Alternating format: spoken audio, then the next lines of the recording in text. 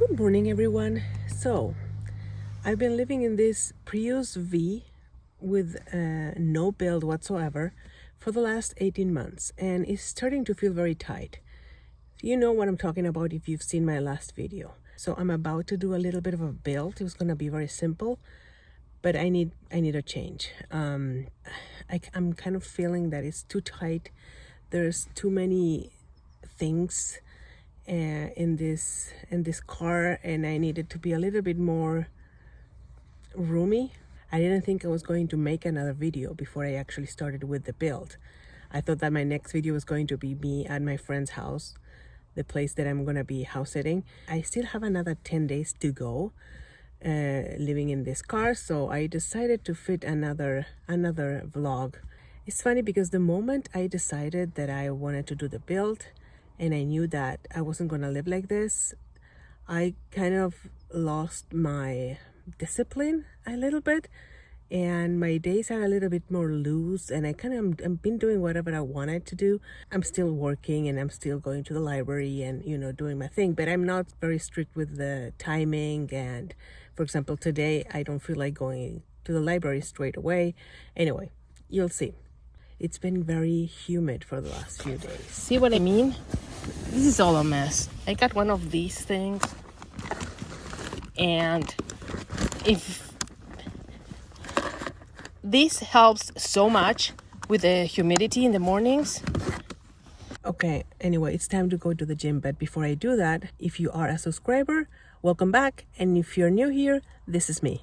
Hi, my name is Julieta and I live in my car. I am an aspiring nomad artist, and my dream is to travel the world doing plein air and making art in a studio van. So I'm trying to get out of debt and save some money by living in my car. So if you are interested to see if I can make this dream happen, subscribe to my channel. So I wanted to talk a little bit about all the reasons people end up living in their cars. In my case, you have seen it in the intro, and many of you guys know why I live in my car. It's not just because I wanted to get out of debt. Yes, I started all my videos, well, broke, living in my car, and it was a little bit clickbaity. Not really, because there's nothing that I said was a lie. I chose to live in a car because I was broke. I'm still kind of broke. I'm in a much better position now because I'm making a little bit more money. My debt is way down. In case if you don't know, I started with 10K and right now I'm about 3K. So yeah, it was true, but it's not only about the being broke. It's not only about becoming a full-time nomad. It's about having a second act in life. And that's one of the things that I wanted to talk about today.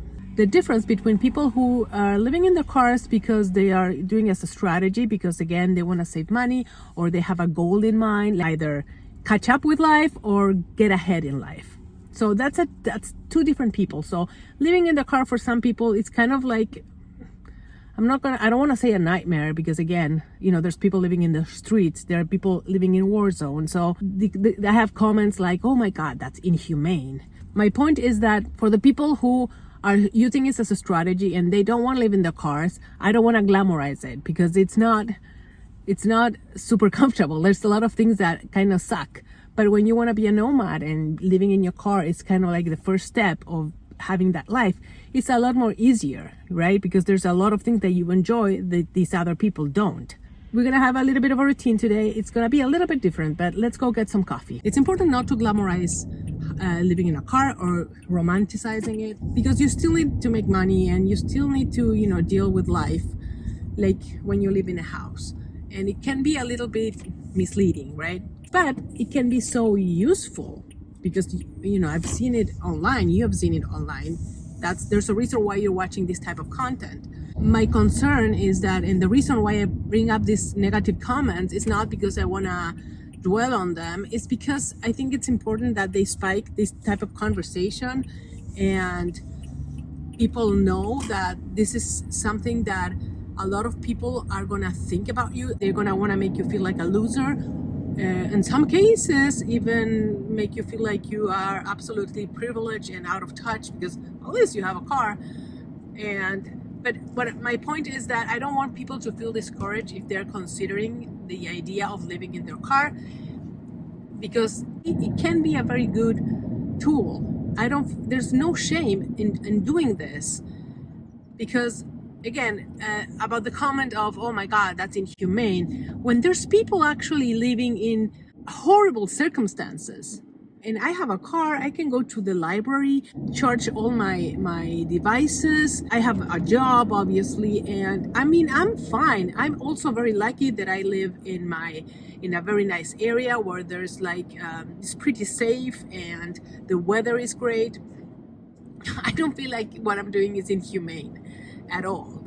I am one of the lucky ones because I am one of those who wants to become a nomad, right? So, of course, to me, living in my car, it's just very easy. And I had this comment, which I appreciate so much because I got it like right before I was starting to, shoot this video and, talk about apologizing for living in their cars or justifying myself for living in my car. But I just don't want people to feel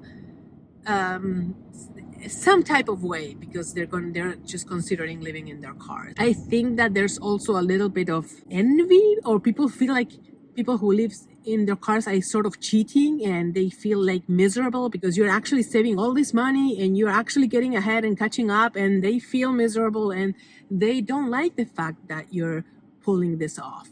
It's very radical, it's a big risk, but the payoff can be amazing. If you're someone who is trying to do something different later in life, especially, right? Because if you're young, it could be more like an experience. But if you're someone who actually want to stop being miserable and do something radical like this, don't let the naysayers rule your life. And you're gonna need some sort of guidance to do this if you're struggling. And I think reading about Stoicism, I mean, if you are very religious and you have the Bible or the Torah or whatever, then that's very, very helpful. But if you're not, reading about Stoicism, it might be really, really helpful because, again, if you're someone that wants to do this, but you're kind of not a nomad, I think that it's going to be hard, but you can learn so much from this experience. And that's why you need to change your mindset. I think I showed you before that this is one of the things that I use to film. I don't really use it just to, look at my phone while I drive. I have another one which is not great. I got this one to review. It's called LISEN, and it has an amazing suction. So I'm testing it, and it seems to be working pretty great because I'm not only gonna start using it instead of this one that it's not very good. I'm also gonna start using it to film when I need to put my camera in places where I cannot use this one. And I was already thinking about getting a second one of this so I can keep this one in the back. And they actually contacted me, so I thought, great, I actually can totally use this. And the good thing about this one is that the suction thing, it's supposed to be very, very good. Let's see what happens if I put it in one of the windows, right?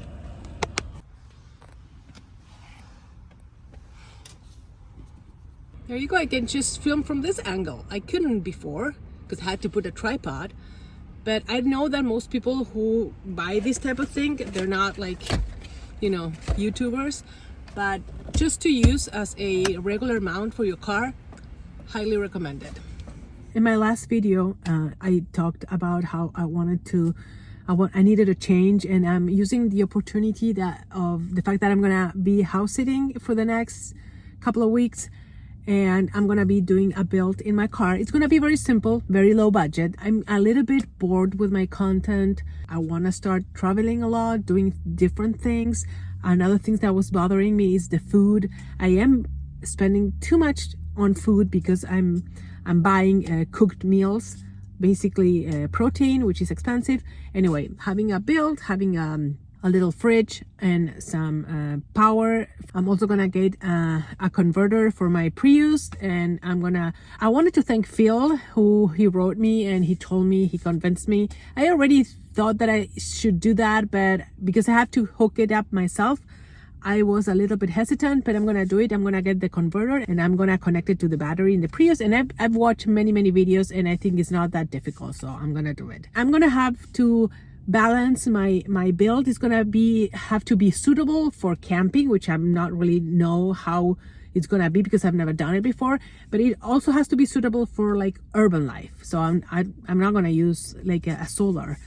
But again, I have a Prius, which is a generator basically. So having that converter is gonna help a lot.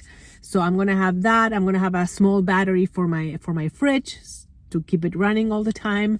I wanted to thank a couple of people who are helping me. Suze, you've been amazing. Martin and Peggy, thank you so much. It's gonna, what you guys gave me is gonna help a lot to actually achieve my goal of having a very simple build in my Prius and start traveling more. But I think this is gonna make my life a little bit more fun. So what I'm gonna do now, it's something that I do every once in a while. It makes me feel good.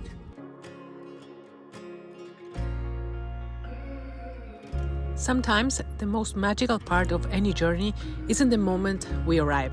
It's the build-up, like the anticipation. You know, the dreaming, the planning, the waiting, that feeling of hope, of picturing how life could be. That's powerful. And sometimes it even brings more joy than the actual thing, because in that space of not yet, anything is possible. Think about it. The night before a trip, the days before a big change, that excitement, that fire in your chest, that's life happening. That is you believing in what's to come. So I try not to rush through things, even though patience is difficult for me. But I think that joy not only lives at the finish line. Sometimes the waiting is the real gift. The reminder that you still have things to look forward to. And that the future can still surprise you. We're going to the library for a few hours. Let's hope they'll have a table because it's later than usual. So today I will be taking my art bag. I need to organize it a little bit. I am actually struggling with keeping up with my art classes, but that's okay. I will focus on that after the build. I would love for my channel to be a place where people that feel stuck can feel inspired to change. So you're not starting too late. There's no deadline for figuring out who you really are, what kind of life you want to live. Honestly, some of the best things in life happen when you finally stop trying to follow someone else's timeline. Maybe you're in your 30s, 40s, 60s, and you're just now realizing, wait, I want something different. Maybe you want a more creative life, a slower life, something that actually feels like you. That doesn't mean that you messed up. It means like you're just learning about who you really are. You're waking up. So this is your second act, and second acts can be powerful because they come with experience, with clarity, with the courage to say, I want more. Whether it's starting a creative project, living in your car to pay off debt, changing careers, just doing something totally unexpected. This is your life. You get to write the story, so please don't count yourself out. You're not too old, it's not too late. You don't miss your chance, you're right on time. For your path, your dream, your version of freedom, just start, even if it's messy. As a subscriber commented, either you win or you learn. There's this analogy with a mountain. That mountain is life, and you are, let's say, 2/3 of the way just about to reach the top. And then you realize that from where you started to the top, there's no way to get to the actual top. So you have to climb down and just find another way. And that happens to a lot of people in life, and they realize, I'm never gonna get where I want to get, and they're not willing to climb down because it's hard. And if you realize, hey, to get to the top, and I'm gonna have to go all the way down and find another way, which is kind of where I'm finding myself right now. And I am willing to do this really late in life, and I don't care because I don't like the alternative. I don't want to be miserable, and it takes courage, especially because you need to not care what other people are going to think about you. I am lucky because I never really cared about status. I don't care about being perceived a certain way by other people. And some people do. Some people, it's very hard, and it kind of sucks because it's like a prison of your own making. You created the prison around you that you need people to think, you want people to see you a certain way. I was thinking about this comment here again. The reason I bring up all of these comments is because I like to make points out of them. He seems like he's horrified because of what's happening to me. And I think there's a little bit of a morbid interest, like he probably feels superior because he is not in my position, even though he has no clue about my life and the fact that I actually don't have to do this. I'm lucky enough that I do have a support system and I do have a net to catch me. The reason I'm doing it has to do with what I talked to you guys about before. It's this second act in life. There used to be this little web series, I think it was Yahoo. It was back in the 2009, 2010, I think. There was this series that they would showcase people having a second act in life. It's most of them were people after 50 that found a new passion. There was this lady that started doing like extreme sports. I think she was doing skydiving, and there was another lady who was doing like acrobatic stuff. And I follow these women on Instagram. They do shuffle, the dance, and they're all after over 50. And they are really good dancers, and they started knowing nothing, and now they are making a living out of it. Yeah, sure, it's social media mostly, but that, who cares, right? And Grandma Moses started in her 70s to paint. Vera Wang started late. There's so many people. Julia Childs. There is so much hope, and in today's age with social media and the internet, there's so many options that you can at least make it a hobby that has a purpose, right? Living in my car is just a tool to reach that goal. I'm not sure if I'm gonna make another video of my routine like the ones that I've been doing. I think the next one is gonna be probably at my friend's house, starting my new build. Honestly, I don't feel like doing the type of video again and again and again. Gym, Panera, library, Target, car. It's kind of, you've seen it, and I know that some people like the repetitive routine, but it kind of bores me a little bit. It's not like my content is gonna change 100% just because I make a build. I'm gonna be able to do like day trips because I kind of feel a little bit, I kind of feel like I depend a lot on the library because I feel like it's my safe place. It's where I have a bathroom. I can, charge all my devices. I feel, contained. So I have to try to remove myself from that situation and feel self-contained in my own car. So yeah, anyway, thank you so much for watching. I see you in the next one. Bye.